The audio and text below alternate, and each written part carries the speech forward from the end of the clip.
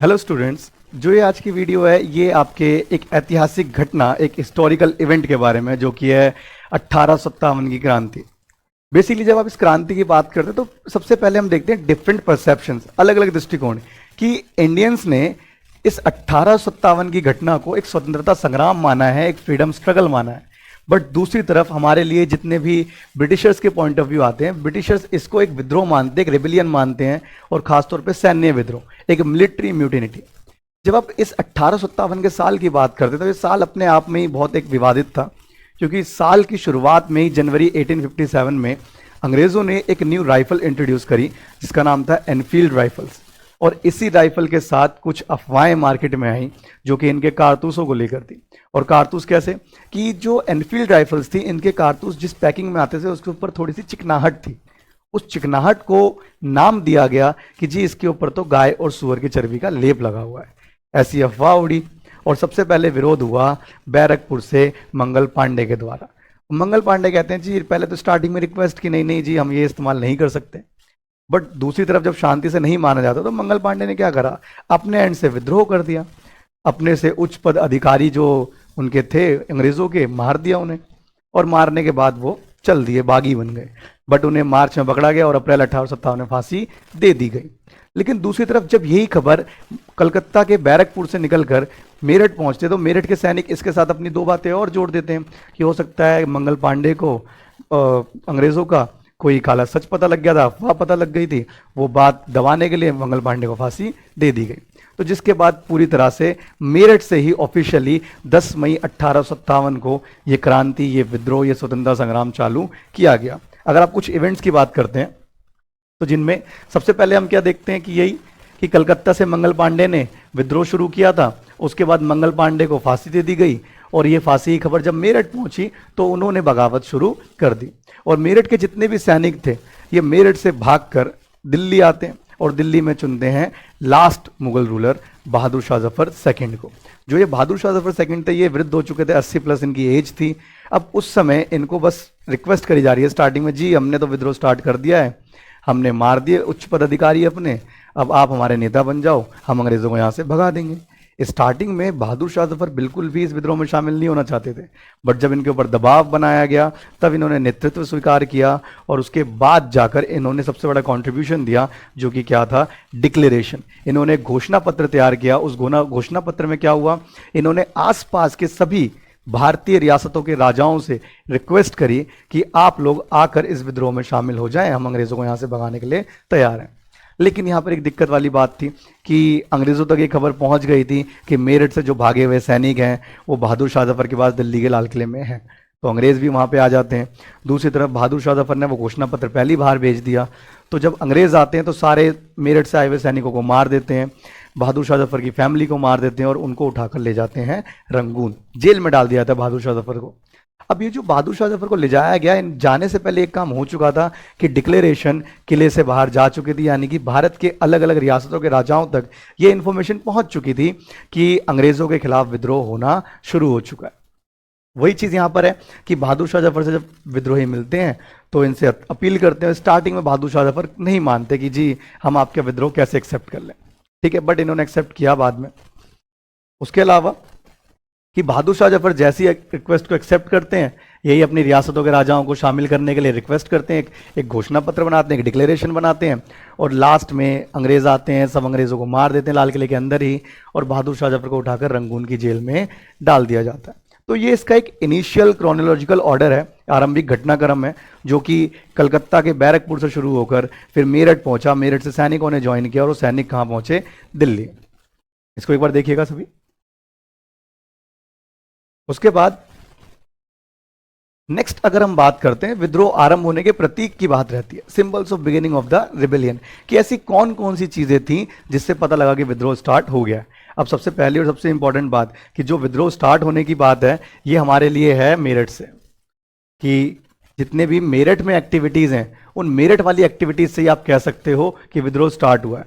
सबसे पहली एक्टिविटी क्या थी, तोप का गोला दागा गया, कैनन शॉट। जितनी भी ब्रिटिशर्स की बिल्डिंग्स थी उन बिल्डिंग्स के ऊपर दागा गया कि जी हम आपको अब नहीं सहेंगे, अब आपको यहां से भगा देंगे। दूसरा, सारे सैनिक थे, इनको पता था विद्रोह लंबा चलना है, तो इन्होंने सबसे पहले शस्त्रागार को लूटा, प्लंडर्ड दी आर्मरी। उसके बाद बिगुल बजाकर सबको इन्फॉर्म किया, जी हम तो अब हो गए हैं बागी। और बिगुल बजाना भारतीय संस्कृति का एक छोटा सा हिस्सा है। उसके साथ साथ लाल किले पर मुगल ध्वज फहराया गया। अब यहाँ से थोड़ी सी एक इंटरेस्टिंग सी चीज़ ये है कि कई बार आपको थोड़ा सा आप ही के स्कूल में जलील करने के लिए ऐसी चीज़ें पूछ ली जाती हैं कि जितने भी ये विद्रोही थे इन्होंने मुगल ध्वज क्यों फहराया, ये भारत का भी झंडा फहरा सकते थे। तो यहाँ पर जवाब ये है कि इंडिया का उस टाइम पीरियड में कोई फ्लैग नहीं था, और जो भारत के विद्रोही थे, जितने भी रेबल्स थे, इनके अकॉर्डिंग अंग्रेज़ों से बेटर शासन किसका था, मुगलों का। तो जिसकी वजह से इन्होंने मुगलों को अपना एक नया लीडर मानकर उनका झंडा फहरा दिया। उसके बाद नेक्स्ट अगर बात करें तो इसमें आती है कि स्टार्टिंग में जब विद्रोह रहा, यानी कि खासतौर पर मई, जून और साथ साथ जुलाई, जो ये टाइम पीरियड था, इस पूरे टाइम पीरियड में अंग्रेजों के पास भारतीयों की कार्रवाई का कोई जवाब नहीं था। यानी कि इस 3 महीने में इंडियंस विद्रोह में डोमिनेट कर रहे थे, इंडियंस का दबदबा बना हुआ था। इसके कई सारे रीजंस थे, जैसे अंग्रेज उस टाइम पर अपनी इंडिविजुअल सिक्योरिटी पे ध्यान दे रहे थे, अपनी निजी सुरक्षा पे ध्यान दे रहे थे। दूसरा कि विद्रोह इस टाइम पर प्रॉपर तरीके से चौतरफा बढ़ रहा था, चारों तरफ बढ़ रहा था। उसके बाद अंग्रेजों के लिए ये एक अचानक होने वाली घटना थी जिसके लिए वो लोग प्रिपेयर नहीं थे। यही वो मुख्य कारण जिसकी वजह से स्टार्टिंग में इंडियंस का डोमिनेशन था किसके ऊपर, पूरे के पूरे अंग्रेजों के ऊपर 1857 के विद्रोह में। उसके बाद हमारे पास विद्रोह के कुछ मुख्य कारणों की अगर हम बात करते हैं तो यहां पर सबसे पहला एक रीजन आता है डलहौजी की जमीन हड़प नीति, land grab policy of Dalhousie.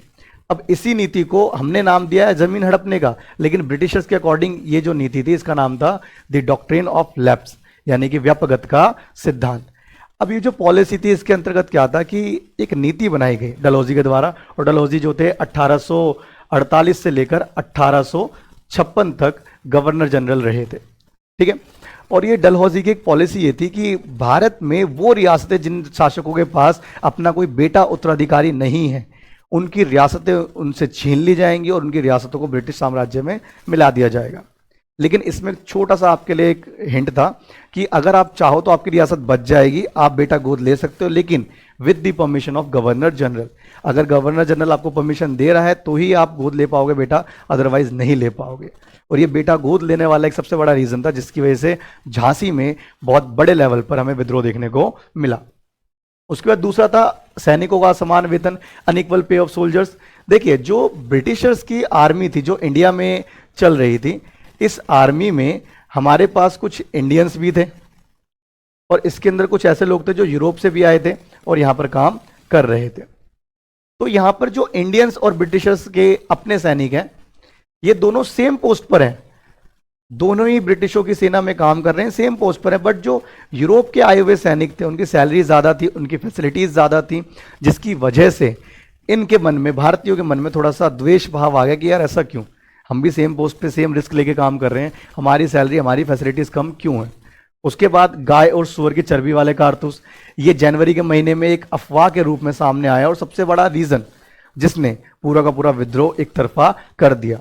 उसके साथ साथ आर्थिक कारण, कमर्शियल पर्पस, कि इंडियंस के ऊपर अलग अलग तरह के टैक्स लगाए जा रहे थे, भारतीयों का जो ट्रेड था ये पूरी तरह से बंद किया जा रहा था, जिसकी वजह से इंडियन सोसाइटी अंग्रेजों से बिल्कुल भी खुश नहीं थी। वही अगला रीजन रहता है सामाजिक असंतोष, सोशल अनरेस्ट, कि भारतीय समाज को लग रहा था कि अंग्रेज अलग अलग सुधारों के नाम पर भारतीयों के ऊपर अपनी पश्चिमी संस्कृति लागू कर रहे हैं, जिसकी वजह से भारतीयों ने अंग्रेजों का विद्रोह कर दिया।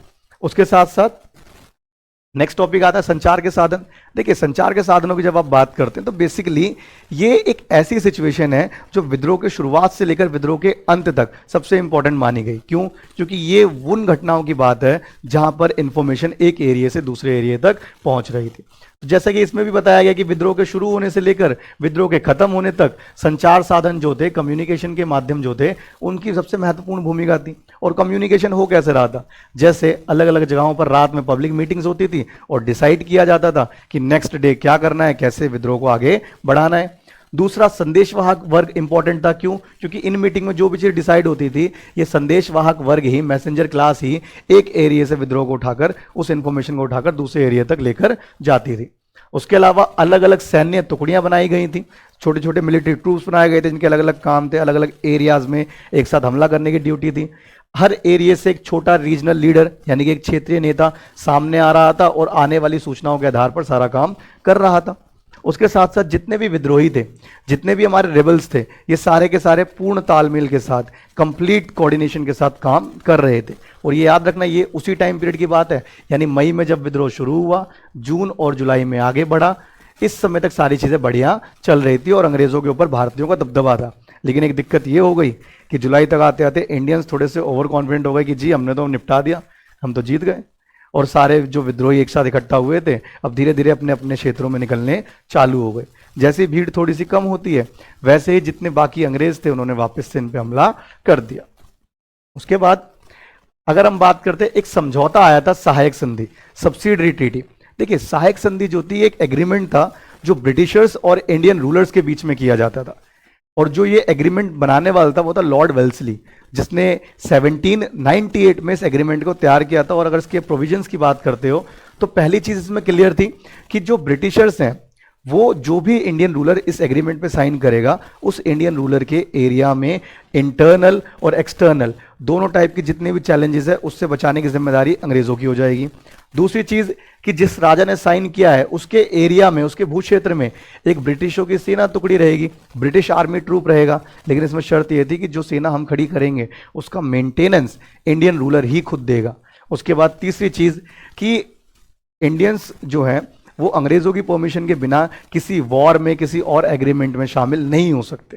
कुल मिलाकर ये जो ट्रीटी बनाई गई थी ये इनडायरेक्ट कंट्रोल के लिए थी कि indirect control Indian princely states पर ब्रिटिशर्स का हो जाए। इसी इनडायरेक्ट कंट्रोल के चलते इन्होंने पूरी तरह से सारा काम किया। उसके साथ साथ नेक्स्ट रहता है अवध का विद्रोह, rebellion of Awadh. Basically Awadh जो था ये अपने आप में पूरे 1857 के विद्रोह में सेंट्रलाइज था, पूरा केंद्रीकृत था। रीजन कि ब्रिटिशों की जो अवध पे दिलचस्पी थी बहुत ज्यादा थी, ब्रिटिशों का जो इंटरेस्ट था अवध को लेकर बहुत ज्यादा था। इनफैक्ट डलहौजी के द्वारा एक स्टेटमेंट दी गई थी 1854 में। 1854 में डलहौजी की एक स्टेटमेंट आती है कि अवध को चेरी का फल बोला गया और लाइन ये थी कि ये चेरी का फल एक दिन हमारे मुंह में आकर गिरेगा, यानी कि ये अवध जो है एक ना एक दिन हमारे कंट्रोल में आएगा, आप कितना भी बचा लो। और इतनी इंटरेस्ट का, इतनी दिलचस्पी के कुछ ना बेसिक रीजन थे। जैसे ब्रिटिशर्स को 2 क्रॉप्स चाहिए थी बहुत ज्यादा, इंडिगो यानी कि नील, और दूसरी तरफ कपास यानी कि कॉटन, क्योंकि इसी टाइम पीरियड में ब्रिटेन में चल रही है इंडस्ट्रियल रेवोल्यूशन और इन दो चीजों की बहुत ज्यादा डिमांड है वहां पर, जिसकी वजह से इनको एक उपजाऊ क्षेत्र चाहिए था। तो अवध इनकी शर्त पूरी कर रहा था। अवध इतना उपजाऊ क्षेत्र था जहां पर नील और कपास दोनों भरपूर मात्रा में उगाया जाता था। दूसरा, बंगाल आर्मी की पौधशाला, नर्सरी ऑफ बंगाल आर्मी, कि बंगाल आर्मी उस जमाने की सबसे ताकतवर आर्मी थी और उसमें जितने सैनिक थे मैक्सिमम कहाँ के थे, अवध के। तो इनको ये लगता था कि अगर अवध पे कब्जा कर लिया तो जी उपजाऊ क्षेत्र मिल जाएगा जहां पर हम अपनी नील, अपना कपास, इंडिगो और कॉटन उगा लेंगे। दूसरा, यहाँ के लोग हमारी आर्मी में भर्ती हो जाएंगे। और तीसरा कि अवध अपने आप में ही उस जमाने में एक बहुत बड़ी रियासत था, एक बड़ा क्षेत्र था, एक लार्ज एरिया था, तो उनको वैसे भी बेनिफिट मिलना था। अब अवध का जो विद्रोह हुआ उसकी जो लीडरशिप थी वो लखनऊ से करी गई और अवध के नवाब वाजिद अली शाह की वाइफ और उनके बेटे ब्रिजेश कद्र, इनके द्वारा की गई। और कुल मिलाकर जो अवध का कब्जा हुआ वो 1856 में हुआ। अवध पे देखिए इंटरेस्ट की जब हम बात करेंगे तो बहुत, जैसे अभी आपने सब्सिडी ट्रीटी देखी यानी सहायक संधि, जबरदस्ती 1801 में जबरदस्ती अवध के ऊपर इंपोज करी गई। और जो नवाब वाजिद अली शाह था इसने बिल्कुल मना कर दिया, जी हम तो मानेंगे नहीं है। इसीलिए अंग्रेजों की मजबूरी थी कि अब भाई वाजिद अली शाह का कुछ करना पड़ेगा, तभी जाकर अवध हमारे हाथ में आएगा। और इन्होंने वैसा ही किया। जैसे कि सबसे पहले नवाब को सत्ता से निकाला। नवाब कौन है? वाजिद अली शाह। जो वाजिद अली शाह था इसको वहां से निकाला गया। क्यों? क्योंकि ये सबसे बड़ा अवरोध था, सबसे बड़ा बैरियर था अंग्रेजों के लिए अवध पे कब्जा करने में। जैसे ही इसको हटाया गया वैसे ही अवध में एक मुश्त बंदोबस्त लागू किया गया, लमसम सेटलमेंट लागू किया गया, जिसकी वजह से 2 काम हुए। पहला तो अवध पे कब्जा करना आसान हो गया, दूसरा नवाब के बाद जो सबसे बड़ी कैटेगरी विद्रोह करने की शक्ति रखती थी वो थे ताल्लुकदार। ताल्लुकदारों की सारी शक्तियां भी छीन ली, उनकी एंसेस्ट्रल प्रॉपर्टी भी छीन ली। अब देखिए अवध में इतनी सारी घटना घटने के बाद वहां का समाज बहुत मायूस था, बहुत हताश था। बट फिर भी लोग अपनी हरकतें नहीं छोड़ते। तो कुछ मान के ये चलो कि लोग वहां पर शेर व शायरी कर रहे हैं। जैसे अवध के नवाब को जब ले जाया गया तो उस घटना के ऊपर एक लाइन बोली गई कि देह से जान जा चुकी थी, हैड लॉस्ट इट्स लाइफ, यानी कि बॉडी वहीं पड़ी है, उसकी आत्मा चली गई। बॉडी कौन है? अवध। और आत्मा कौन है? वहां का नवाब वाजिद अली शाह। उसके बाद एक लाइन कही गई कि फिरंगी राज का आना और एक दुनिया का खात्मा, कि अवध को एक अपने आप में छोटी सी दुनिया बोला गया, मिनी वर्ल्ड बोला गया, कि अंग्रेजों की नजर इस पे पड़ी, अंग्रेजों ने इस पे कब्जा किया और एक जो छोटी सी दुनिया हंस खेल रही थी वो दुनिया भी खत्म हो गई। रीजन इसलिए था कि जैसे ही राजा गया दरबार खत्म, वहां पर जो एम्प्लॉयमेंट चल रहा था वो खत्म, ये सारी चीजें हुई। उसके अलावा विद्रोही क्या चाहते थे कि जितने लोग इस विद्रोह में शामिल हुए वो लोग चाहते क्या थे। अब देखिए यहां पर कुछ आती हैं कॉमन पर्सपेक्टिव्स कि सब लोग मिलकर क्या चाहते थे, और कुछ आते हैं डिफरेंट और इंडिविजुअल कि अपने अपने हिसाब से क्या चाहते थे। जैसे अगर सभी की एक कॉमन बात करें तो कॉमन में तो आता है एकता की कल्पना, ठीक है, विजन ऑफ यूनिटी, कि सब लोग मिलके एक बार लड़ लें, अंग्रेजों को यहां से भगा दें। दूसरा था वैकल्पिक सत्ता की तलाश, कि देखिए अंग्रेजों को तो इनको इतना कॉन्फिडेंस था कि ईस्ट इंडिया कंपनी अब खत्म हो जाएगी, हमारे पास मुगल ऑप्शन थे, लेकिन मुगल का जो लास्ट रूलर था बहादुर शाह जफर वो स्टार्टिंग में मर गए, और अब इनको चाहिए था एक नया रूलर जो सब कुछ संभाल सके। उसके अलावा उत्पीड़न के प्रतीकों के खिलाफ, जब आप उत्पीड़न के प्रतीकों के खिलाफ की बात करते हो, अगेंस्ट सिंबल ऑफ ऑपरेशंस की बात करते हो, तो इसका सीधा सा मतलब है हर वो चीज जो अंग्रेजों के शोषण की निशानी है, जो अंग्रेजों के एक्सप्लॉयटेशन की निशानी है, वो सारी चीजें क्या हो जाए? खत्म। जैसे कि मान के चलेंगे कि अगर अंग्रेजों की कोई पॉलिसी है जिससे भारतीय परेशान थे, वो पॉलिसी खत्म कर दो। कोई बिल्डिंग है जो निशानी है कि जी अंग्रेजों ने यहां बैठकर भारतीयों पर शासन किया है, उसे खत्म कर दो। तो कुछ इस विचारधारा से सारे के सारे रेबल्स, सारे के सारे विद्रोही क्या है, काम कर रहे थे। बट अगर हम इसी चीज को डिफरेंट परसेप्शन से देखें, इंडिविजुअल, अकेले अकेले, तो क्या होगा? सबसे पहले तो आप ये देखिए विद्रोही था कौन। भारत की अलग अलग रियासतों के राजा थे, उसके बाद यहाँ के किसान थे, यहाँ के व्यापारी थे, यहाँ का कृषक वर्ग, जमींदार वर्ग, यही सब तो थे। तो ये सब इंडिविजुअली क्या चाहते थे? जितने भी शासक थे इनको चाहिए थी इनकी रियासत वापस, जो डलहौजी ने छीन ली थी। उसके बाद कृषक वर्ग को चाहिए था कि जी हमारे ऊपर जो ये टैक्स लगा रहे हो बार बार, हमसे जो जमीनें छीन ले रहे हो बार बार, ये वापस कर दो। जमींदार चाहता था इनको इनकी जमींदारी मिल जाए, यानी कि टैक्स इकट्ठा करने का अधिकार और इनकी सारी प्रॉपर्टी। और सैनिक वर्ग चाहता था कि इनको इक्वल सैलरी मिल जाए, इक्वल सैलरी, इक्वल फैसिलिटीज जैसी बाकी यूरोपियन सैनिकों को मिल रही थी। तो कुछ इस तरह के से भी ये लोग अपनी अपनी डिमांड को रख रहे थे। उसके अलावा विद्रोह का दमन, सप्रेशन ऑफ रिबेलियन। जब आप सप्रेशन ऑफ रिबेलियन की बात करते हैं तो कुल मिलाकर ये रहता है कि विद्रोह खत्म कैसे हुआ, या फिर आप इसको नाम दे सकते हैं कि विद्रोह का पतन कैसे हुआ। जब आप पतन कहते हैं, डिक्लाइन कहते हैं, सप्रेशन कहते हैं, सबका मतलब एक ही है। सबसे पहली बात तो इसको दबाना या इस विद्रोह को खत्म करना अंग्रेजों के लिए आम बात नहीं थी, इसको बहुत मुश्किल से दबाया गया, सरलता से दबाया ना जा सका। दूसरी बात, इन्होंने तरीके क्या क्या अपनाए? सबसे पहला तरीका था इनका मार्शल लॉ, ठीक है। मार्शल लॉ का मतलब क्या होता है? मिलिट्री रूल, कि जिस भी एरिया में विद्रोह हो रहा था अंग्रेजों ने वहां पर क्या कर दिया? मिलिट्री रूल लगा दिया, कि मिलिट्री को पावर दे दी, जी आप ही संभालो, आपको अगर छोड़ना है छोड़ दो, मारना है मार दो। उसके बाद इन जितने भी विद्रोही थे इनके ऊपर सजाए मौत, डेथ पेनल्टी लगा दी गई, कि जो पकड़ा जाएगा भाई साहब जान से मार दिया जाएगा। और एक को मारकर 10 को डराने के लिए उन्होंने तरीका क्या करा? कुछ विद्रोहियों को पकड़ा, मारा, उनकी गर्दनें काट कर पेड़ पर फल की तरह लटका दी कि जी बाकी लोग देखेंगे और डरेंगे। तीसरी चीज, जब इससे भी बात नहीं बनी तो इन्होंने क्या करा? सामान्य कानून प्रक्रिया रद्द कर दी, जी अब कोई कानून नाम की चीज नहीं है, कोई लीगल प्रोसेस नहीं है, आप केस नहीं कर सकते, कुछ नहीं कर सकते, अंग्रेज ही सुप्रीम है, वही आपके साथ जो करना है वो करेंगे। उसके बाद अंग्रेजों की जब सेना कम पड़ रही थी तो इन्होंने एक्स्ट्रा सैनिक मंगा लिए ब्रिटेन से, और उसके साथ साथ अदर कुछ तरीके थे, जैसे लालच दी गई कि जमींदारों को, शासकों को जो जो इनकी डिमांड थी वो पूरा करने की लालच दी गई कि आपको जो चाहिए वो हम दे देंगे, बस आप इस विद्रोह से हट जाओ। और इनके सारे तरीके काम आए, लेकिन थोड़ा समय लगा, साल भर का समय लगा, जिसके बाद जाकर इन्होंने पूरा का पूरा विद्रोह संभाला और पूरे के पूरे विद्रोह को खत्म किया। उसके बाद विद्रोह के परिणाम, कि विद्रोह क्या था, सफल हुआ, असफल हुआ, इसमें क्या चीजें आप मानते हो? अगर आप इंडियन के परसेप्शन से देखो तो थोड़ी बहुत चीजें थी जो हमारे लिए अच्छी साबित हुई, जिसकी वजह से हम कह सकते हैं कि हाँ जी ये विद्रोह सफल था। जैसे सबसे पहली चीज क्या है कि न्यूनतम धार्मिक हस्तक्षेप की पॉलिसी बनी।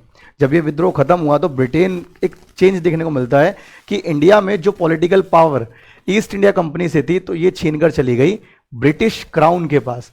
ब्रिटिश क्राउन का मतलब कि जो ब्रिटेन का राजा था, ब्रिटेन की रानी थी, सिर्फ अब वही लोग इंडिया को भी संभालेंगे।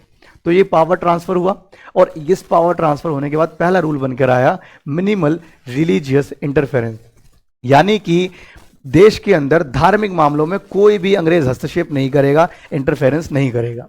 दूसरी चीज, दत्तक पुत्र को अनुमति मिल गई, अडॉप्टेड सन को अनुमति मिल गई, क्योंकि अगर आप देखोगे झांसी वाली घटना इसी पे थी। यानी कि अब जो डलहौजी की पॉलिसी थी ना कि अगर आपको बेटा गोद लेना है तो परमिशन लेनी पड़ेगी, अब वो पॉलिसी क्या कर दी गई, खत्म, कि जिसको जो बेटा गोद लेना है गोद ले लो, या गोद में लेके घूमते रहो, कोई दिक्कत नहीं है इनको। और तीसरा था सामाजिक एकता का विकास, कि पहली बार इंडिया में ऐसा हुआ लोगों ने अपनी कास्ट साइड करके किसी लड़ाई में यूनिटी दिखाई। और अगर आप इसके फेलियर की बात करते हो, फेल क्यों हुआ? सबसे पहली चीज नेतृत्व का अभाव, लैक ऑफ लीडरशिप, कि हमने लीडरशिप सबसे पहले किसको दी, बहादुर शाह जफर को, बट स्टार्टिंग में वो व्यक्ति मर गया, तो हमारे पास कोई एक नेशनल लीडरशिप नहीं थी। हर क्षेत्र से अलग अलग लोग छोटे छोटे एरियाज में विद्रोह को संभाल रहे थे। दूसरा, विद्रोह का व्यापक ना हो पाना, जो ये रिबेलियन हुआ, पूरा का पूरा विद्रोह हुआ, ये सिर्फ और सिर्फ नॉर्थ इंडिया के कुछ हिस्सों तक रहा और थोड़ा बहुत मिडिल इंडिया तक गया, उसके ज्यादा आगे नहीं बढ़ पाया। उसके अलावा सेना शक्ति में अंतर, कि एक तरफ समय के साथ जैसे मई और जून और जुलाई, इन 3 महीनों में इंडियंस डोमिनेट कर रहे थे, तो दूसरी तरफ क्या हुआ, अंग्रेजों की सेना समय के साथ बढ़ी, यानी जुलाई के बाद उन्होंने सैनिक जोड़े, विद्रोह के लिए कहां से मंगाए, ब्रिटेन से मंगा लिए। बट इंडियंस के साथ क्या हुआ, उनकी सेना समय के साथ क्या होती गई, कम, और यही डिफरेंस क्या है बाद में इनकी हार का कारण बना। और था हथियारों में अंतर, डिफरेंस इन वेपन्स, कि जो इंडियंस थे ये सिर्फ और सिर्फ ट्रेडिशनल वेपन्स के दम पर लड़ रहे थे, पारंपरिक वेपन्स को लेकर लड़ रहे थे ज्यादातर, ठीक है, तलवार, ढाल, भाला, ये सारी चीजें। लेकिन जो ब्रिटिशर्स थे वो कैनन, राइफल्स, ये सारी चीजें लेकर ज्यादा लड़ रहे थे, जिसकी वजह से ब्रिटिशों के जीतने की संभावना ज्यादा हो गई थी। उसके बाद नेक्स्ट टॉपिक की बात करें, एक बार इसको देखेंगे।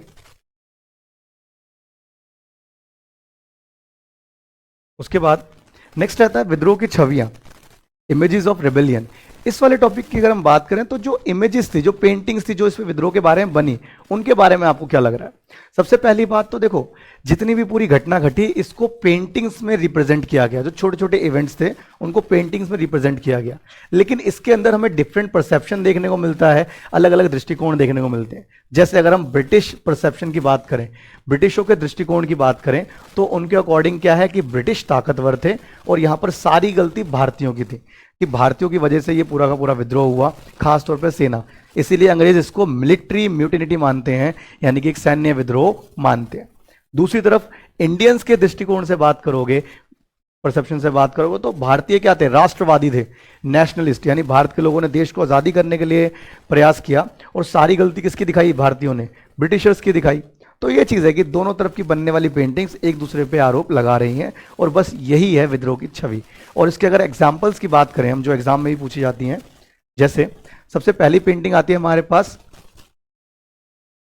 The relief of Lucknow.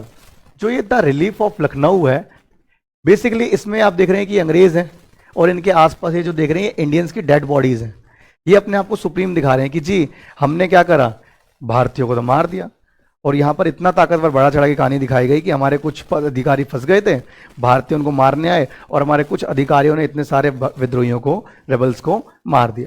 इसके बाद जो अगली इमेज रहती है हमारी, वो रहती है इन मेमोरियम, 1859 में बनाई गई है। इसमें क्या दिखाया गया कि इंडियंस जो रेबल्स थे इतने बेकार थे कि महिलाओं को, बच्चों को भी मारने के लिए तैयार थे, ये डरी हुई सहमी हुई बैठी हुई थी।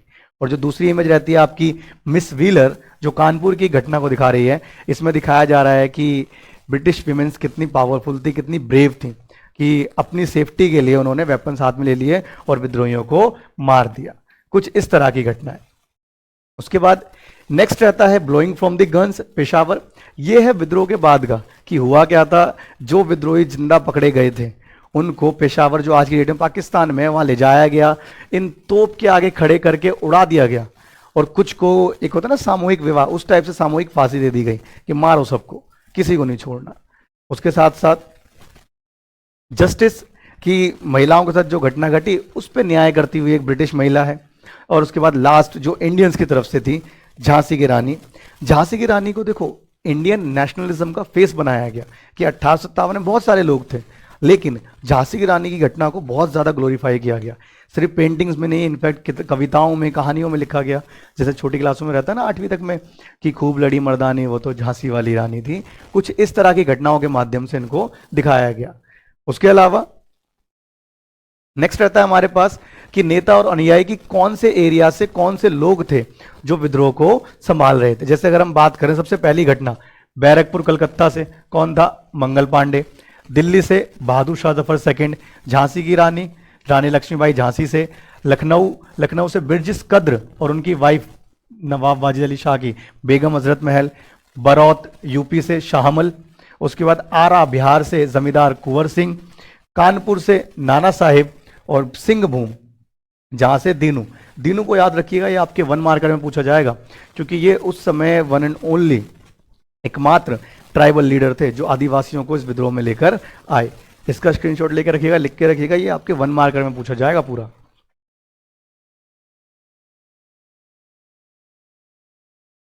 उसके बाद नेक्स्ट बात करते हैं अफवाहें और भविष्यवाणियों की, कि अफवाहों को, रूमर्स को लेकर और प्रिडिक्शंस को लेकर क्या क्या चीजें हमें देखने को मिलती है। देखिए 1857 का जो साल था, इस समय और इससे पहले भी काफी सारी अफवाहें उड़ रही थी, लेकिन इन अफवाहों को अगर हम देखें तो मेनली 2 अफवाहें थी। पहली जो जनवरी के महीने में आई कि जो एनफील्ड राइफल्स है उनके जो कारतूस हैं उनके ऊपर क्या लगा हुआ है, गाय और सुअर की चर्बी। और दूसरी अफवाहें जो थी, इन पे क्या लगाया गया कि जो मार्केट में आटा बिक रहा है उस आटे के अंदर गाय और सुअर की हड्डियों का चूरा मिलाया गया है। और उसके बाद इन अफवाहों पर लोगों ने बिलीव किया। क्यों? क्योंकि जिस तरह से ब्रिटिशर्स 1857 से पहले इंडिया में रिफॉर्म्स करने की कोशिश कर रहे थे, सुधार करने की कोशिश कर रहे थे, जैसे विधवा पुनर्विवाह को परमिशन दे दी, बाल विवाह को बंद करने की बात कर रहे हैं, सती प्रथा को बंद करने की बात कर रहे थे, तो इन सारी चीज़ों को इंडियंस ने ये माना कि ये लोग हमारे कल्चर को बर्बाद कर रहे हैं, जिसकी वजह से हमें भी अपने जैसा ही बनाना चाहते हैं, भ्रष्ट ईसाई बनाना चाहते हैं। उसके बाद इन लोगों ने इन अफवाहों पर यकीन कर लिया और इन अफवाहों ने, याद रखिएगा, आग को बढ़ाने का काम करा, आग में घी का काम किया। और उसके साथ साथ एक भविष्यवाणी भी याद आ गई लोगों को कि किसी ने कह दिया था कि प्लासी के युद्ध को जिस दिन 100 साल हो जाएंगे उस दिन अंग्रेजों का शासन भारत से खत्म हो जाएगा। और प्लासी का जो युद्ध था वो हुआ था जून 1757 में, और 100 साल इसके कब हो रहे हैं, जून 1857 में। तो सबको लगा कि अरे वाह, बिल्कुल सही टाइम आ गया, अब तो अंग्रेज खत्म होने वाले हैं, चलो इस लड़ाई में शामिल हो जाओ। तो इस तरीके से ये जो अफवाहें और भविष्यवाणियां थी, इन्हीं अफवाहों और भविष्यवाणियों ने उस घटनाओं को आग में घी का रूप देकर और ज्यादा आगे बढ़ाया।